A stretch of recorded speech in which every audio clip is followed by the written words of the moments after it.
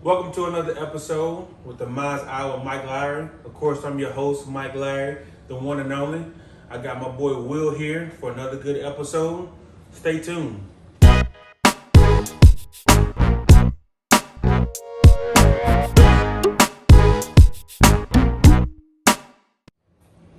So what's going on, Will? How's everything treating you? Life is really good right now. That's good. I'm blessed. I'm just kind of reaping the benefits of some of the things that I was sowing into last year, right before the start of coronavirus. So it's really encouraging, especially in the professional front. Right. I just feel really good. You know, I got my vaccine. Oh, okay. Got my 2 shots. I'm halfway there. All right, so you're halfway there. vaccinated. Yeah. So I'm out here, no mask, all day. Oh man, all day, every day. I still wear mine, I guess, because I'm halfway vaccinated. So I mean, yeah, I was a little skeptical about it at first, but I mean, here we are. I mean, I'm not anti-mask, so I don't mind wearing it to make other people feel better. But they said if you got it, then you don't need to. So yeah, I mean, I guess they're the experts. That's what they say. So I take their word for it. Yeah, so you've been back in the actual gym because you've been vaccinated? I have not stopped going to the gym, actually. Since they opened it back up, maybe like fall time of last year, I've been going a couple times a week. But I just been trying to avoid the peak hours because it's just too many people. Yeah. You know, those regular times. But otherwise, I've been trying to keep life rhythmic, like try to go into the office every day, go to the gym, try to see people when I can. Yeah. Just so I don't feel like, you know, I think a lot of people are gonna maybe finally get vaccinated and feel like it's Groundhog Day. Like they come out like, oh my gosh, I haven't lived life for like a year. It's like definitely. Well, it's gonna be that opportunity to say it's okay for me to go back out again. Right. You know, whether it may be or not, it's like because I'm vaccinated now, I can say, hey, I'm gonna go outside and get some sun. Absolutely. And I think a lot of social things are a muscle. So if you've been removed for so long, it may feel a little weird. You know what I mean? Being around people and doing group activities regularly, you got to get back in shape for it. So. Absolutely. That's crazy. Like, you know, to get in shape to be around people. Get in social shape. Yeah, I can only imagine. Yeah. But yeah, man, I'm glad that you're here. You know, I just wanted to appreciate it, man. I'm glad to be here. Yeah, thank you. To get your your perspective on certain things, like just being patient while you run your race. You know, what that means to you. Like, have you had situations where you feel like you weren't patient enough and it didn't turn out your way, or you feel like you were and it turned out better for you? Yeah, I by nature am impatient, so this topic is a good one for me because life is, in kind ways and in more cruel ways, had to teach me how important patience is. Right. I would say a lot of the things that I've set out to do, like in a business or professional sphere or a personal sphere, I have some other goals. You know, I'm trying to work to be a millionaire by a certain age. Right. Of course. A lot of these things, as you and most people who are listening know, do not happen overnight. There are strategies and systems and mindsets that have to be put into place, and that takes time. Absolutely. So a lot of the best things in life for me have been on the other side of patience. Okay. But what do you mean exactly? What I mean by that is, I would say, for example, like the house I live in right now, it wasn't one that probably wasn't my first pick, but the opportunity to buy the house presented itself in an awesome way. Absolutely. But as many home buyers know, there's a lot of red tape, a lot of paperwork, a lot of going back and forth with underwriters and closing and all that type of stuff. And my process was a little unusual because I was moving from one state to another, and they were asking all these questions about income. And so if you're going to move from here to here, how's this income going to work? And da. So it was really stressful. And at certain points, I was just like, I'll just rent an apartment. Like, what? You know what I mean? Like, it's not worth all this. But I would say I purchased the home in 2018, and between 2018 and now, have learned so much about not just myself, but about home ownership, about how to fix things, about taxes, just everything. It's like adulting things, pretty much. Right. And so wow, this is no shade to anyone who rents or lives in an apartment, but start somewhere. Exactly. But there are so many things that I would have never learned in the last 3 years if I just said, forget this house buying process. Right. Let me just rent an apartment. So even that, while it was stressful at first, once I ran that race, if you will, just kind of went through that process, which was a little bumpy. It's helped groom me and nurture me in certain ways.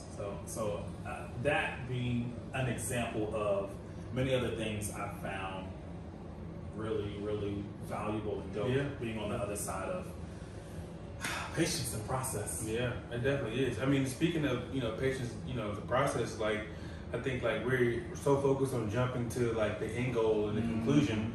Like, but in being patient, there's so much that we can learn in the process of getting to our goals. Absolutely. So now we can like be a vessel and teach other people how to do the process and things that we learn through the process. Because what good is getting there if you don't know what to do and you're not prepared for it and you can't handle it? Absolutely. You know what I mean? So Absolutely. Being patient and understanding like the root cause and how this has become what it is, we're just gonna help you in so much more than just jumping right to it. Totally. Yeah, Like so many things in life that in the moment are so painful and uncomfortable, and I'm just like, God, wow, like, I don't understand. A lot of it is seasoning and grooming. Absolutely. You know what I mean? Like, it's helping us build a muscle. It's helping us develop a skill or develop an ability that's within us that a circumstance has to come along to pull out of us. Absolutely. And so we have to go through some of that as well, so that, like you said, when we get to what the destination is, the tape at the end of the race, we've built up those things in order to handle what the end of the race is. Yeah, that patience will create mental stamina that will allow you to withstand the situations. When you reach your goals. So even when you reach your goals, there are going to be still trials, tribulations, things that you're going to have to overcome. Yeah. People think just because they like started a business, they're going to make all this money and it's going to be great. But you went through a lot to get to that point. Remember those hard days. Remember those situations where you were patient. You were able to overcome whatever goals those were to get to that big goals until you said yes to opening the door to your business. Absolutely. Those things will help you in the long run. Yeah. You know what I mean? It's building that mental stamina. Yeah. And I would say one of the most valuable things about running a race or working through a process is your ability to handle pressure increases. Your threshold for pressure increases, or stamina. That's probably a really good way to describe it, right? Like, and business is a good example. Like, when you start a business, just like, I'm just trying to get this thing off the ground, just trying to get some clients, and just trying to deliver my service in the best possible way. But when it gets to a certain point, maybe you're starting to do 7 figures in revenue, and now you have employees. You're like, this company is feeding families. Like, this is employing people. Now we really got to get this thing going, because Susie over here, her daughter's going to college, and this person, and you start feeling the weight of other people's livelihoods that are depending on what you've created. But if you couldn't handle just putting money in your pocket, how can you handle the pressure of putting money in your pocket and 10 other people who work for you? So process is okay. We gotta be patient, y'all. Be patient. Absolutely, definitely patient. And like, one of the most important things about being patient is, like, let's say for example, if Will and I have the same aspirations, and for some reason his avenue is a little different, and he may be a little further ahead. Like, maybe he has the equipped the characteristics and things he need to be successful, when I got a little more time to where I to get to that point. And I can't rush my process because I see somebody else is moving a little faster. Absolutely. I have to be patient because it may take me a little longer to get to the places that I see other people already. And that's okay. That has to be okay. Totally okay. You know what I mean? Because at the end of the day, we'll win together. We're both there together. We both can teach, grow, and prosper together, even though we got there at separate times.